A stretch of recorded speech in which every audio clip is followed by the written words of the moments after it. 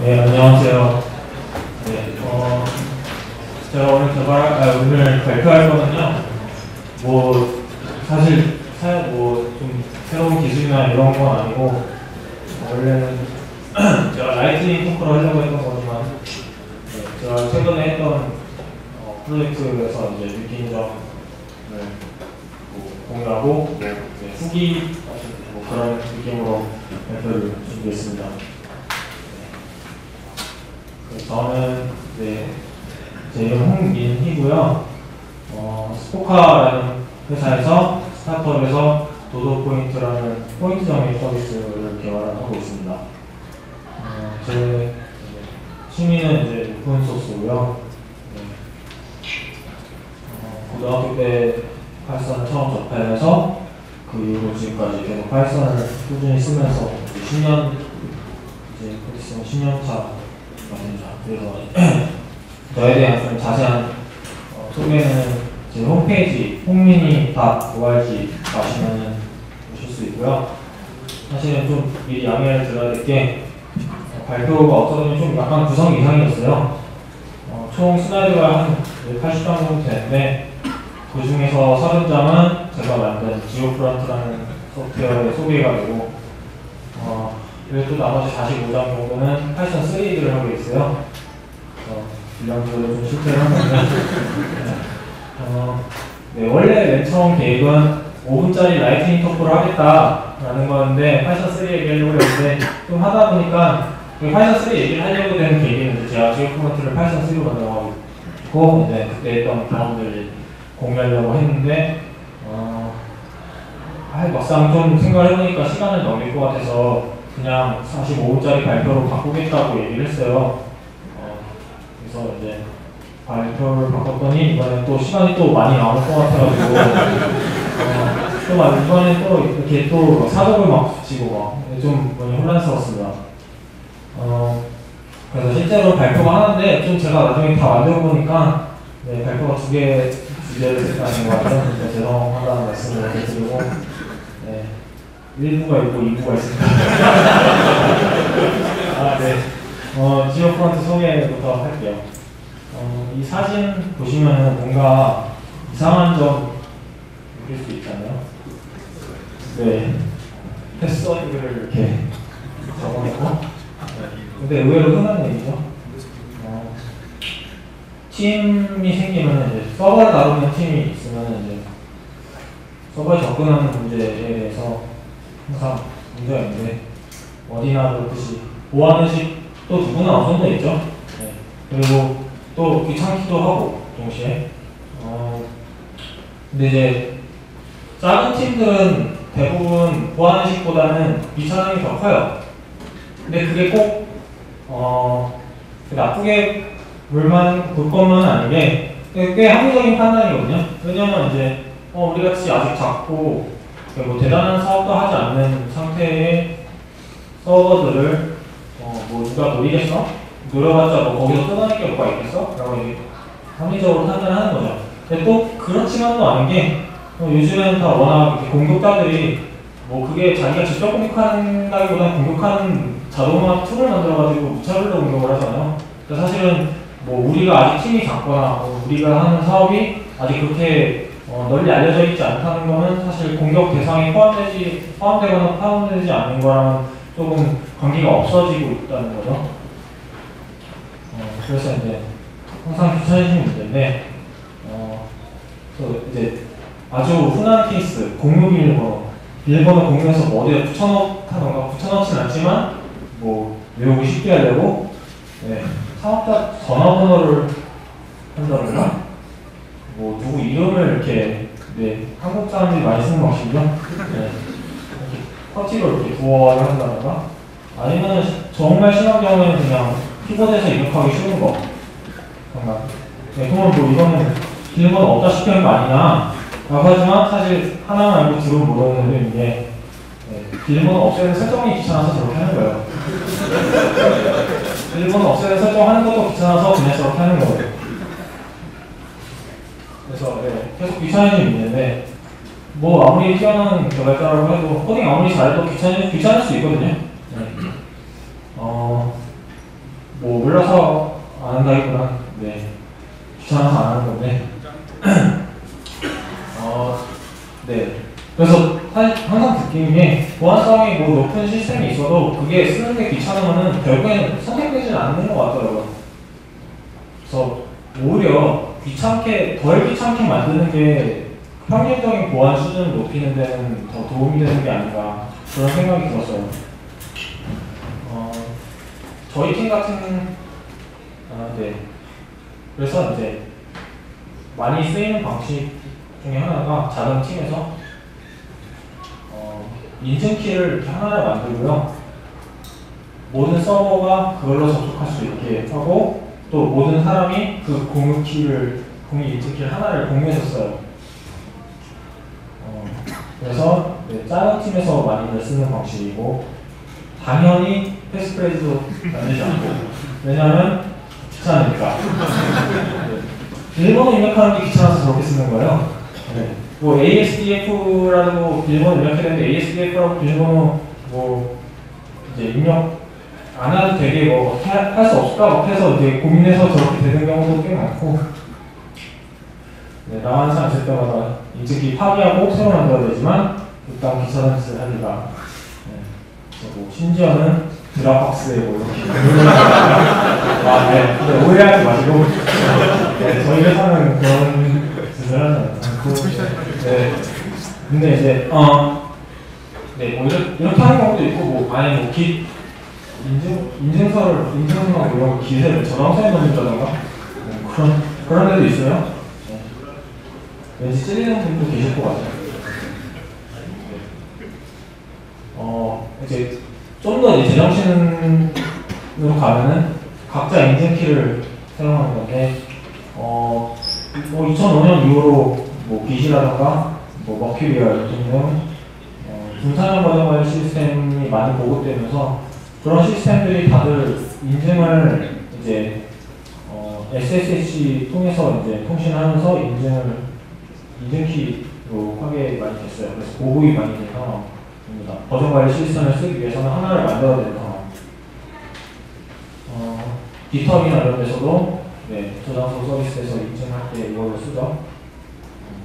뭐 빅버켓 이런 것도 그렇고 깃넷도 그렇고 그래서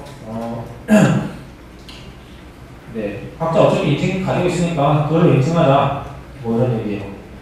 서버에 오소라이즈드 키스 파일이 있어서 그 목록에다가 이제 각자 팀원들 인증키를 쭉 목록을 넣어놓고 네, 뭐 아니면 SS 카피아이디 같은 스크립트를 쓰면 되죠.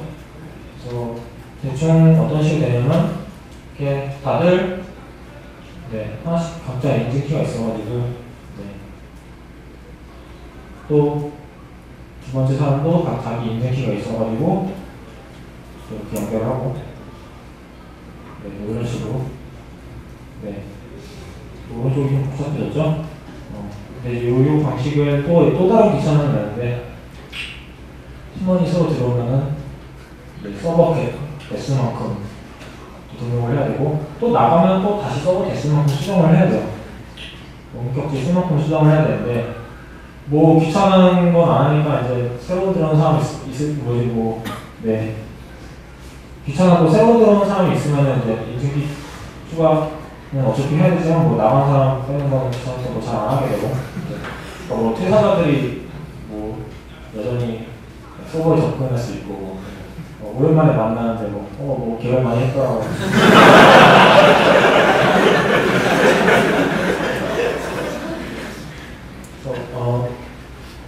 네. 뭐 이런 문제가 있죠. 네. 그래서 근데 또 그거 누가 추가하고 누가 제거하는지 뭐 이렇게 합의 별로 없어요. 근데 어쨌든 귀찮은지 누가 해야 되는데 네, 저한테 부탁을 하면 내가 하는 거야. 고민을 하기 시작한 거죠.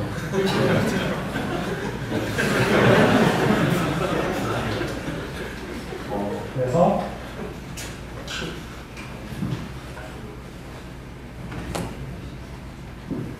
고민이 생겼는데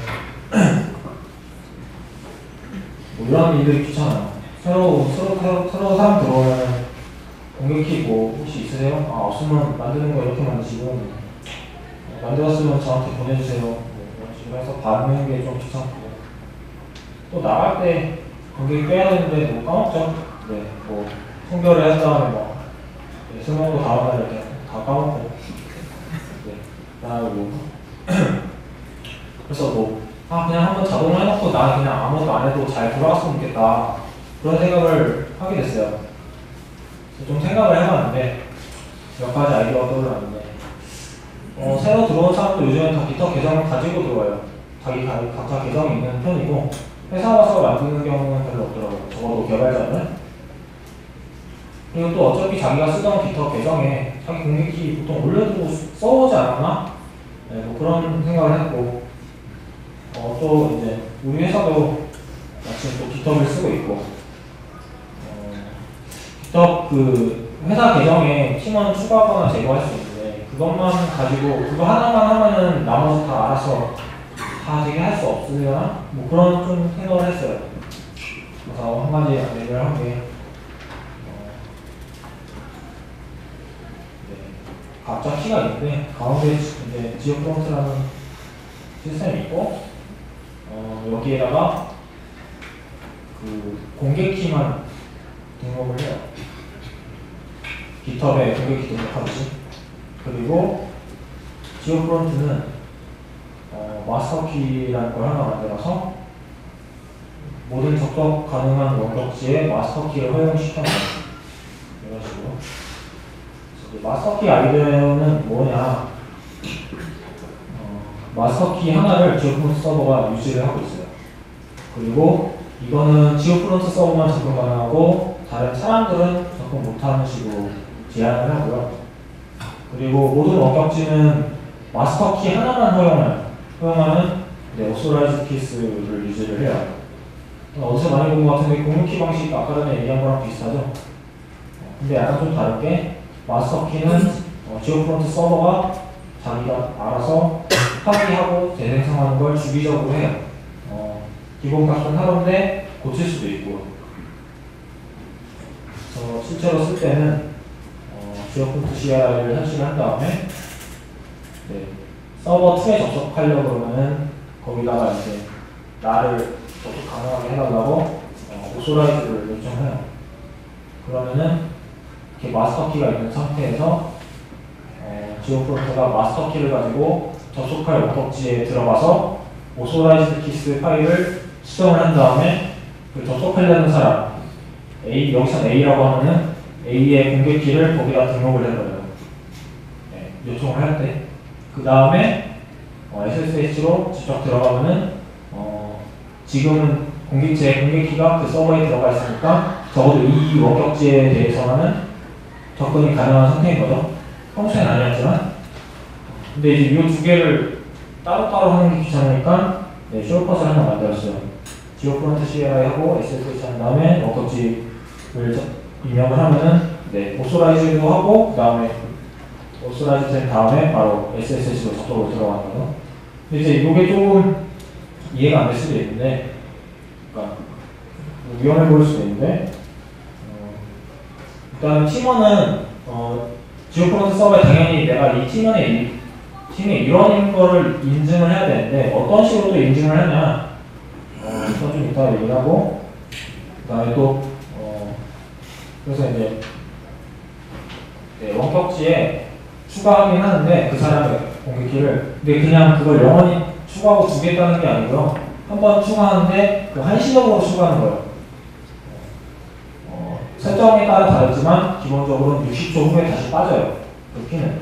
왜냐면 처음 접속할 때만 그 인증을 하면 되기 때문에 그때만 있으면 되거든요. 그래서 다시 나중에 빠집니다. 그럼 팀원 인증은 어떻게 하냐? 좀 고민을 해봤는데 그냥 다들 계셨으니까 깃허브로 로그인을 해버려서 그러니까 브라우저에 이렇게 창이 떠요. 그래서 창이 떠가지고 로그를 시켜본 다음에 API로 그 저희 회사 계정에 들어가 있는지를 그냥 API로 확인해서 들어가 있으면은 팀원이라 일원이라는 거를 이제 인증을 하는 거죠. 그런 식으로. 그러니까 이제 팀에서 깃허브 인터페이스에서 이제 그 사람을 이렇게 빼면은 인증도 그 이후로는 안 되죠. 뭐 근데 이제 이게 꼭 GitHub을 쓰라는 건 아니고 인터페이스랑 구현이 분리가 되어 있기 때문에 자기가 클래스를 만들어서 네, 또 필요한 방식, 제가 원하는 방식으로 인증을 하도록 구현하는 건 가능합니다. 그래서 이제 그러면 공개 키를 어떻게 등록하냐? 지오프론트 서버에 직접 올리면 되냐? 직접 올리는 방법도 있어요. 그렇지만 GitHub 연동을 설정해두면 어차피 GitHub 자기 계정에 공개 키 올려놨잖아요. 그러니까 그거 그냥 그대로 쓸 수 있게 했고요. 그래서 이제 뭐 새로 들어온 사람 입장에서는 그 처음에 뭐 구글 앱스로 뭐 이메일 계정도 만들어주고 그럴 거 아니에요? 그래서 이제 그때 GitHub 그 회사 계정에도 추가했었는데 그거 추가하면 되면 사실 할 게 없어요. 신규 팀원 입장에서는 자기가 설정할 게 없는 거죠. 그리고 기존 팀원 입장에서도 그냥 GitHub에 추가만 하면 다른 거 더 이상 해줄 필요 없고. 그래서 이제 그럼 원격지는 어떻게 관리하냐? 원격지 목록을 관리하는 것도 역시 인터페이스랑 구현이 분리를 했고요.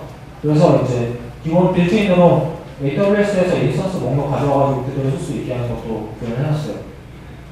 네, 위클라우드를 써서 뭐 이런 것도 다 됩니다. 뭐 웹스페이스 지금 네, 전 위클라우드 안 쓰지만 네. 그래서 이제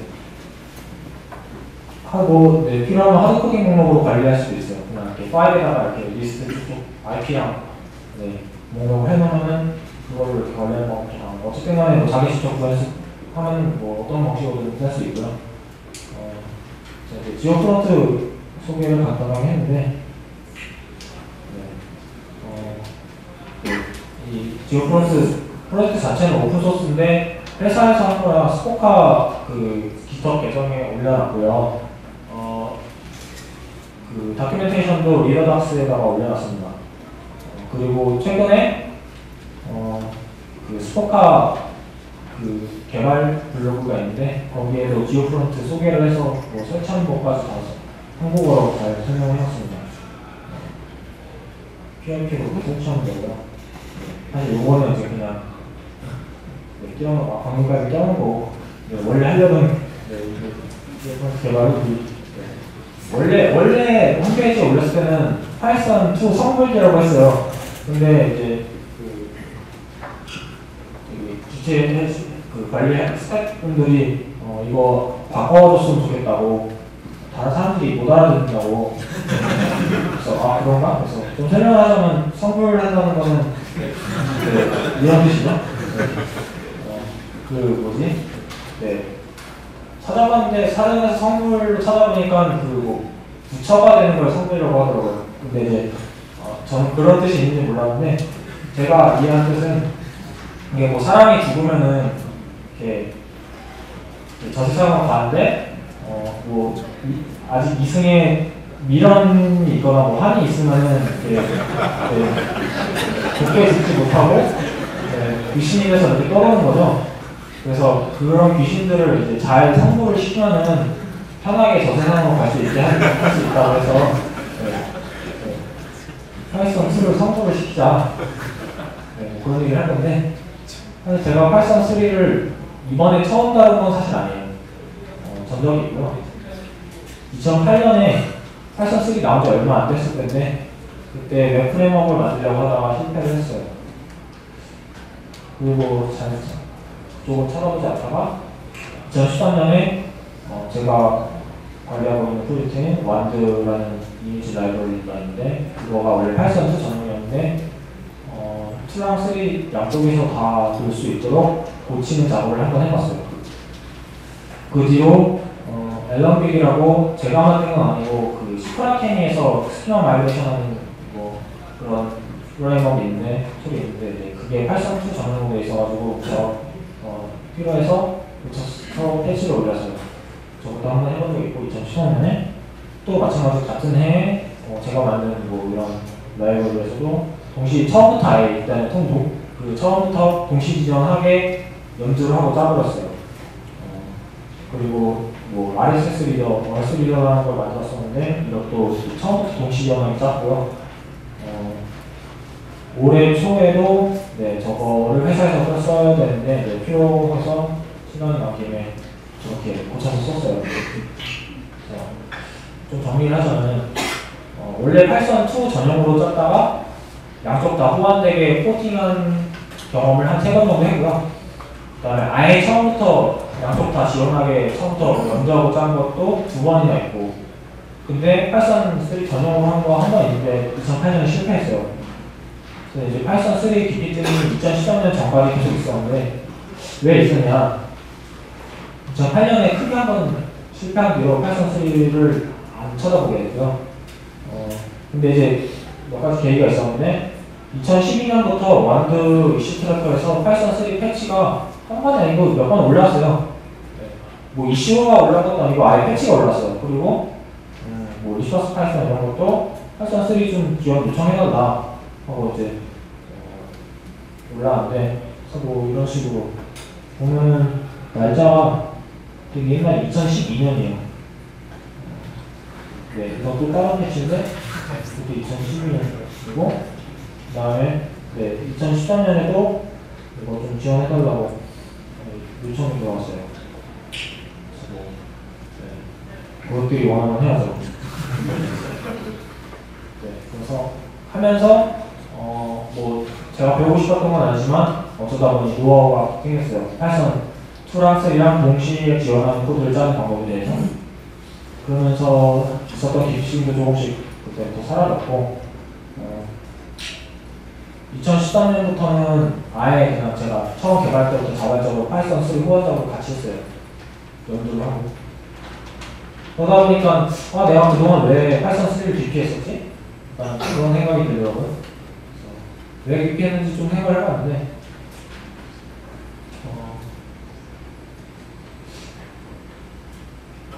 트라우마가 있었죠. 2008년에 실패를 한번 크게 해서 그때 왜 실패했는지 좀 따져보면 웹 프레임워크인데, 파이썬 웹 프레임워크는 다 이제 WSGI라는 표준적인 그 서버 게이트웨이 프로토콜이 있어서 그 위에서 이제 구현하잖아요. 그래서 이제 원래 이제 WSGI라는 거는 모든 웹 프레임워크마다 뭐 체리파이 같은 게 처음에 있죠. 서버를 자체적으로 구현해가지고 그러니까 뭐 체리파이를 쓰면 체리파이 서버를 쓰는 거고, 뭐 패스트 CGI를 쓰고 싶으면 패스트 CGI를 구현하는 뭐 다른 프레임워크를 써야 되고. 근데 쟁고 같은 경우는 보면 지금 어떤지 모르겠는데 WSGI를 이제 지금은 WSGI를 밀고 있는데, 예전만 해도 초기만 해도 쟁고가 백핸드를 되게 여러 거 정도를 다 구현을 했었어요. 뭐 CGI, 패스트 CGI도 있고 잘 기억이 안 나는데 아무튼 네, 뭐 그 다음에 뭐 개발용 자체 서버도 하나 있었고 했어요.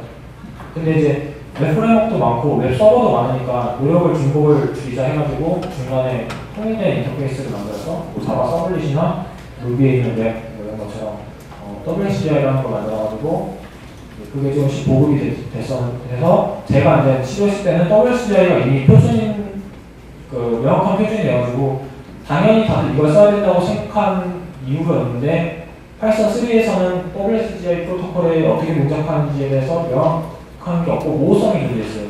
왜냐면 이제 뭐 WSGI는 이제 응답을 원래는 파이썬 2에서는 그냥 str 타입, 그러니까 바이트 스트링으로 리턴을 했는데, 파이썬 3에서 그러면 이걸 뭐 유니코드 문자로 리턴하게 바꿔야 되느냐, 아니면 바이트열을 리턴하게 해야 되느냐, 뭐 스펙이 그렇게 써져 있지 않기 때문에 좀 모호했죠. 3333번이 나중에 나왔긴 했지만 이때 당시엔 없었어요. 그리고 네.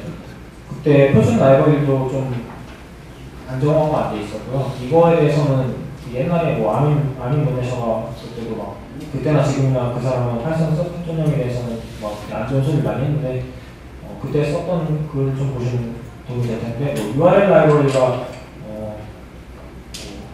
좀 네, 말이 되지 않게 작성했었어요. 그래서 뭐 URL 파싱이나 HTTP 메시지 파싱 이런 거 다 손으로 짜야 되고 힘들었죠. 그리고 웹프레임워크 만들어도 파이썬 3 쓰는 사람이 없으니까 뭐 네, 무용지물이고, 그동안 파이썬 3가 없겠냐, 서드파티 라이브러리가 너무 부족했죠. 그리고 파이피에서 파이썬 3 지원하는 거 태깅이 있는데 거의 없었어요. 그때까지는. 그리고 3.3에서 유니코드 리터럴이 부활하긴 했지만 그 전까지는 파이썬 2랑 파이썬 3랑 호환하는 코드 짜기가 되게 힘들었었어요. 그리고 하이파이도 최근까지만 해도 파이썬 3 있고요. 뭐 하겠다고 했고 뭐 도네이션도 받았지만 달성은 못했죠. 거의 뭐 싱글폼에 가까운 라이브러리들이 있는데 런파이나 사이파이, 뭐 쟁고, 스나우스, 네, 그다음에 뭐 미치코어 만든 라이브러리들, 네, 암호학 라이브러리나 SSH, 그다음에 뭐 콤보 슬랩 뭐 이런 것들, 뭐 PIL 등등등, 네, 다 좀 부족했었어요 그때는. 아 여기, 네, 여기 나오는 라이브러리들 다 파이썬 3 지원 안 했어요 그때 당시. 그래서 이제 그때 또 플랫폼은 어땠냐? 리눅스 웹폰판에서 다들 파이썬 2가 여전히 기본이었고, 아예 파이썬 3 깔 수가 없는, 패키지로는 깔 수가 없는 플랫폼이 상당히 많았죠. 맥은 지금도 그런데 파이썬 3 컨트롤 안 했고, 구글 앱 엔진 뭐 등등 다 파스 서비스들 파이썬 3 지원하는 거 없었고, 그리고 제일 큰 문제는 내가 썼던 레거시가 제일 밀려. 그래서 지오 프론트는 그러면 뭘로 만들었냐면 아까 말씀드렸다시피 파이썬 3 전용으로 만들었어요. 2랑 3 호환도 아니고 전용으로 만들었습니다. 다만 이제 좀 헷갈릴 수 있는 게 클라이언트 라이브러리, 클라이언트 로그는 예, 파이썬 2.6, 2.7, 3.2, 3.3, 3.4 지원을 하는데 지오 프론트 서버만 파이썬 3로 짰고요. 어쩌다 이제 그런 결정을 하게 되냐? 그래서 이제 파이썬 3의 현재에 대해서 좀 얘기를 해볼까요? 지금까지 파이썬 3에 대해서 얘기했지만, 네. 파이썬 3가 어쨌든 간에 예정된 미래라는 거는 사실 커뮤니티가 다들 합의하고 있어요. 이걸 부정하는 사람들이 있었지만 지금 거의 사라졌고요. 네. 희망하는 미래였으나 지금 예정된 미래에 가까워진 것 같아요. 그리고 파이썬 2는 밀고가고 있고요. 어떤 점에서 그렇게 느끼는지를 좀 이따 계속 얘기를 할게요. 파이썬 2에는 점차 새로운 것도 나오지 않고요. 생태계가 커지고 있고, 커지는 가속도 자체도 증가하고 있어요. 그러면 이제 지금까지 파이썬 3 문제는 대부분은 생태계의 문제였는데, 생태계 문제가 해결됐으면은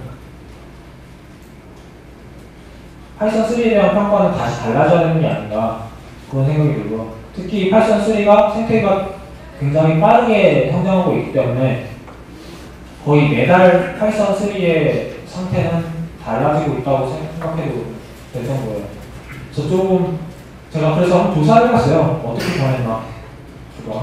2009년에 여기 라이브러리들 중에서 파이썬 3 지원하는 게 하나도 없었어요.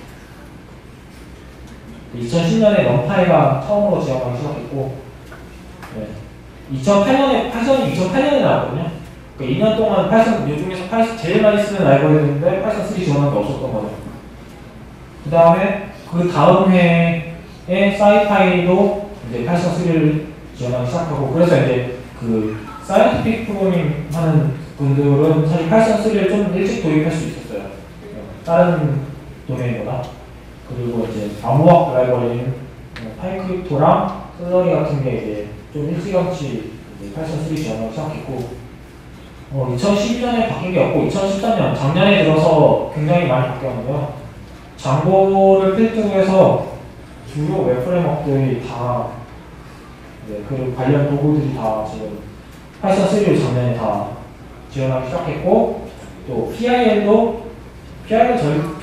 원래 이제 오랫동안 쓰였지만 관리가 안 돼가지고 관리도 되게 오랫동안 안 됐어요. 저 고등학교 졸업할 때 이후로 관리가 안 됐으니까. 근데 이제 그거를 사람들이 또 포크를 해가지고 필로우라는 이름으로, 네, 관리를 잘 하고 있는 그 패키지를 따로 만들었어요. 코드베이스는 갖고, 그래서 막 코드도 막 정리하고 막 이러면서 파이썬 3를 이제 PIL도 필요로 지원하게 됐고, 2014년에는 제가 써야 하는, 그러니까 지오 프론트 만들 때 필요했던 파라미터도 파이썬 3 3를 지원하기 시작했어요. 요거에 대해서 좀 재밌는 게 있는데 제가 원래 지오 프론트 서버 처음에 만들 때 써야 할 라이브러리들을 이렇게 리서치를 한 다음에 쭉 나열했는데 그 중에 파라미터가 있었거든요. 근데 다른 거 다 파이썬 3를 지원하는데 파라미터는 파이썬 3를 지원 안 하는 거예요. 그래서 이걸 어떡하지 하고 다른 거 대안 라이브러리가 있나 찾아봤는데 딱히 없고 그냥 역시 파이썬 2로 짜야겠구나 라고 생각해가지고 코드를 처음에 쭉 짜고 있는데 한 3일 뒤인가 파라미터가 새 버전 릴리즈했는데 파이썬 3를 지원한다고 했어요. 제가 이게 되게 생태계가 되게 빨리 바뀐다고 생각한 게 이 경험 때문인데요. 네, 제가 지오 프론트 개발을 한 달 정도 했는데 개발 처음 할 때는 보토가 파이썬 3 지원 안 하는 걸로 유명했어요. 제일 유명한 거였는데 지금은 파이썬 3 지원하거든요. 거의 한 2달 만에 파이썬 3 지원하는지 여부가 바뀐 거죠. 이거는 파이키에서 다운로드 랭킹으로 이제 제일 많이 받는 거 위주로 쭉 나열한 건데 어제 찍은 거예요. 초록색이 파이썬 3랑 파이썬 3를 어쨌든 지원하는 거고 빨간색은 지원 안 하는 거예요. 거의 없죠? 몇 개 있는데 제일 많이 쓰는 것 중에서 뭐 패브릭 같은 게 지원 아니에요. 근데 패브릭 같은 거는 라이브러리가 아니라서 그냥 별도로 실행하는 거니까 사실 그렇게 급한 물건은 아니고 그래서 2014년에 파이썬과 관련된 주변 환경은 어떻게 바뀌었냐 일단 주요 리눅스 웹판에서 파이썬 3 설치 못하는 경우는 없어요. 패키지로 다 패키지로는 설치할 수 있고요. 오히려 뭐 젠트나 아치 같은 거는 파이썬 3가 디폴트가 됐어요. 아쉽게도 이제 구글 에벤트는 파이썬 2.7만 지원하지만 참고로 그 당시에는 2.5만 지원했어요. 근데 이제 지금은 뭐 헤로쿠 같은 거는 파이썬 3를 아주 잘 지원하고요. 네, 뭐 랩은 뭐 여전히 2.5, 2.7 요 세 개만 번들을 하고 있긴 한데 뭐 파이엠V 같은 거 쓰면은 문제는 없고요. 정말 최근에 파이파이도 이제 파이썬 3를 지원을 했죠.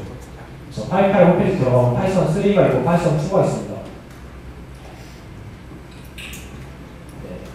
이제 그때는 문제가 다 생태계였는데 다 해결됐으면 남은 문제는 뭐가 있을까 생각을 해보면 뭐 여전히 문제는 있어요. 레거시는 언제나 문제가 있죠. 내가 고쳐야 되니까. 그러니까 뭐 오픈소스 라이브러리 내가 안 만든 거 그 사람들이 못 지겠지만 이건 내가 고쳐야 되니까 이게 문제죠. 그래도 새로 짜는 거는 파이썬 3 쓸 수 있다.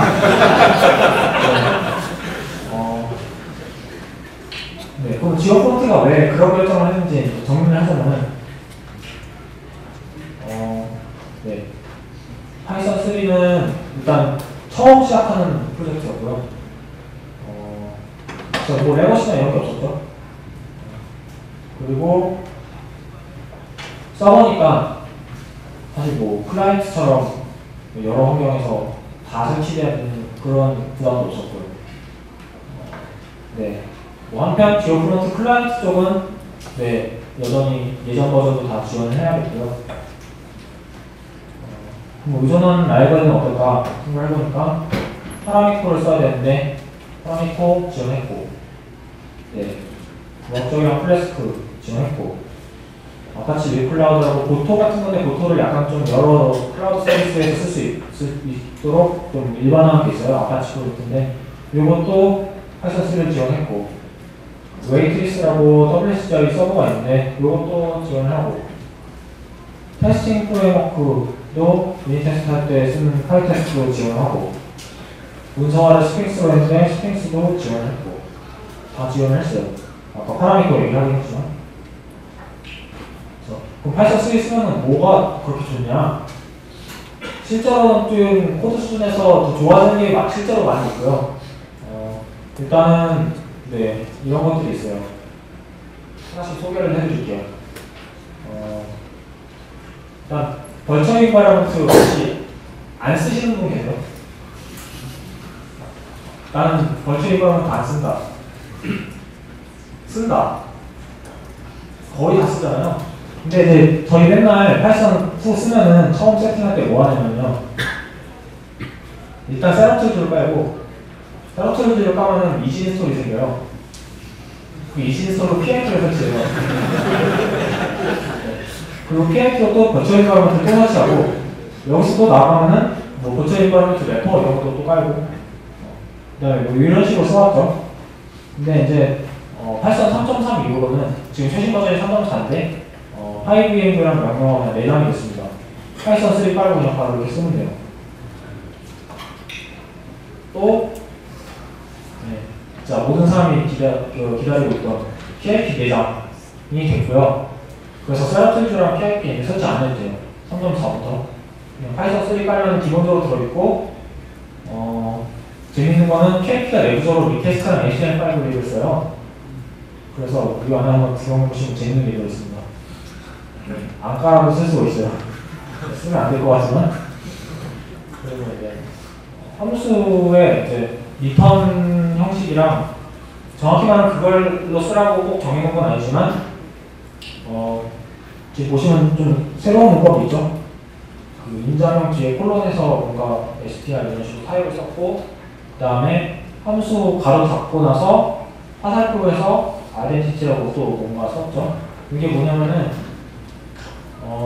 여기다가 뭔가 문자를 써도 되고요. 뭐 아무 파이썬 일반적인 표현식 다 쓸 수 있는 거예요. 그래서 일단 이 탭 3107 이거는 파이썬 3.0 맨 처음 파이썬 3 버전부터 처음부터 들어가 있었던 기능이고,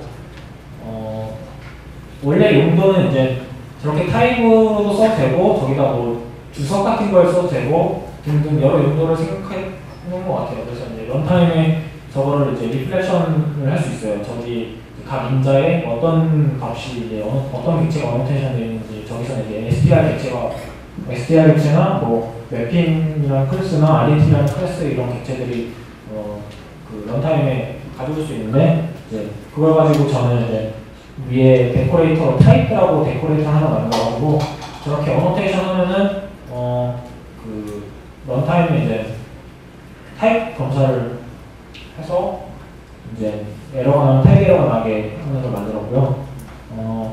최근에는 마이파이라고 이거 어노테이션 문법 써가지고 정적 분석하는 린트, 되게 그 고급의 린트 이제 프로젝트가 생겼는데, 그게 뭐 컴파일하는 건 아니고 그냥 미리 검찰하는 거예요. 이게 타입에 맞게 잘 썼는지를 전체 소프트웨어를 검사를 하는 정적 분석기가 최근에 나왔는데, 비도 반응성이 이슈테크에 되게 의욕적으로 막 글을 쓰더라고요. 그래서 최근에는 메일링스트에서도 얘기가 나와가지고 비도가 아예 그 어노테이션 문법을 타입 어노테이션으로만 제한하는 게 어떠냐, 실제로 그렇게 대부분 그렇게 쓰고 있기 때문에 뭐 그런 얘기까지 나왔고요. 네, 개인적으로는 이게 되게 좋았던 게 뭐 파이썬이나 아니면 빔 같은 데서 그 제라이 같은 오토 컴플리션 라이브러리 같은 거 쓰면은 저거를 인식을 해요. 그래서 점 찍으면은 오토 컴플리션을 하는데 그때 타입 정보가 다 있기 때문에 정확한 메소드 리스트 같은 걸 다 보여줍니다. 그리고 이제 싱글 디스패치라는 것도 저는 개인적으로 되게 좋게 사용했는데, 뭐 일반적으로 다른 언어, 뭐 CLOS나 이런 데서 제너릭 메서드, 제너릭 함수 뭐 이렇게 부르는 건데, 내가 구현한 계층 구조가 아닌 이미 있는 클래스에다가 메서드를 추가하고 싶었어요. 뭐 꼭 그런 의미는 아니지만, 정확히 말하면은, 그러니까 클래스 자체의 인터페이스로 넣기는 조금 힘든 상황에 함수로 따로 빼지만 그 함수가 다양성은 잘 잡다, 폴리모픽하게 디스패치가 됐으면 좋겠다. 뭐 상속을 받으면 아래쪽에 오버라이드한 메서드가 실행이 되잖아요. 가장 아래쪽에 있는 게. 근데 이제 함수도 그렇게 밖에서 추가하는데 이제 그 다양성을 따라서 서브타입 폴리모피즘을 쓰고 싶다라고 할 때 쓰는 거예요.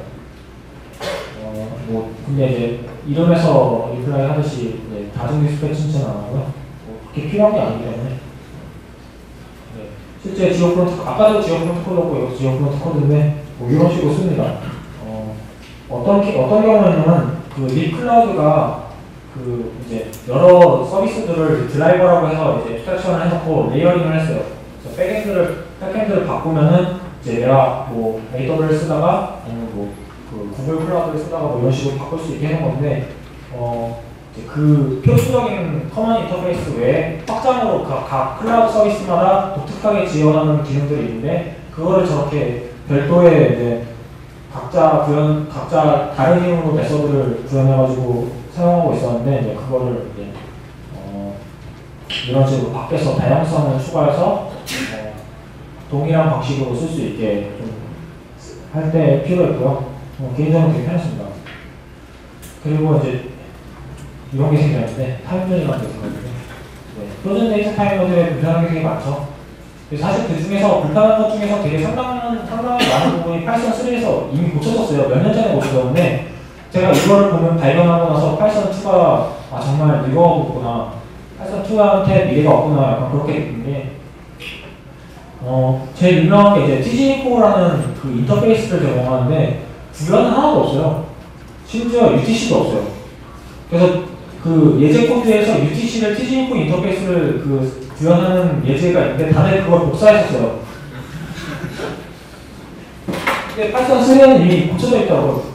최근에 고쳐진 게 아니고 파이썬 3 나온 지 얼마 안 됐을 때 뭐 이미 다 고쳐져 있었어요. 그래서 타임존의 UTC, 그러니까 타임존이 UTC, tg인포의 이제 구현인데 UTC도 기본적으로 있고 뭐 픽스드 오프셋 같은 것도 그냥 다 들어있고요.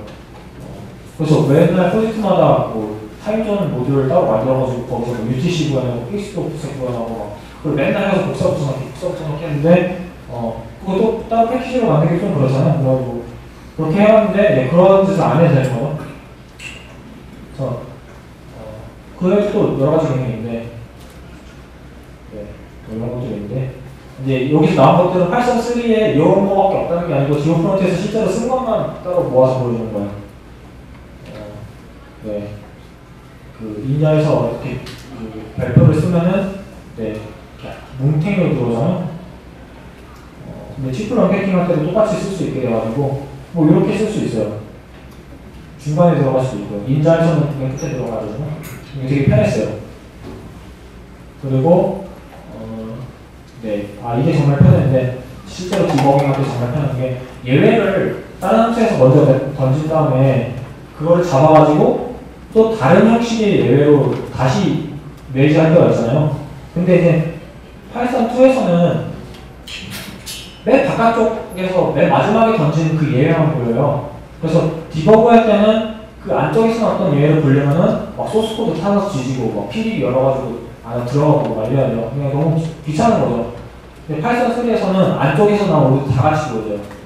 그래서 이런 식으로 안쪽에서 일단 안쪽에서 던져진 예외를 보여주고 그 예외를 또 잡아가지고 또 새로운 예외로 이렇게 밖에서 또 던졌다 이런 걸 보여주고요. 이게 정말 별거 아닌 것 같지만 디버깅할 때 너무너무 편합니다.